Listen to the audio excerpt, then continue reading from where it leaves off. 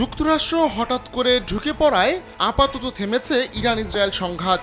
রোববার ইরানের 3টি গুরুত্বপূর্ণ পরমাণু স্থাপনা লক্ষ্য করে হামলা চালায় যুক্তরাষ্ট্র। এরপর ইরানও পাল্টা হামলা চালায় কাতার ও ইরাকে থাকা মার্কিন ঘাঁটিতে। এমত অবস্থায় মার্কিন প্রেসিডেন্ট ডোনাল্ড ট্রাম্প ইরান ইসরায়েলের মধ্যে যুদ্ধবিরতির ঘোষণা দেন। ঘোষণার পর সেই যুদ্ধবিরতি মেনেও নিয়েছে ইরান ও ইসরায়েল। দুই দেশ দিয়েছে পৃথক পৃথক বিবৃতি। এ নিয়ে নিজ দেশের অবস্থান জোরালোভাবে ব্যক্ত করেছে ইরান।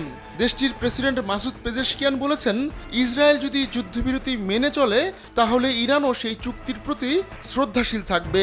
ইরানের অবস্থান শান্তির পক্ষে, তবে জাতীয় স্বার্থে কোনো ধরনের আপোষ করা হবে না। Original product, best service and best offer. Your right choice, Transcom Digital. Irani president স্পষ্ট ভাষায় জানান, ইরান সংলাপের পথ খোলা রাখতে প্রস্তুত এবং আলোচনার টেবিলে বসে দেশের স্বার্থ রক্ষায় কঠোর অবস্থান নেবে। তিনি বলেন, ইরান যুদ্ধ চায় না।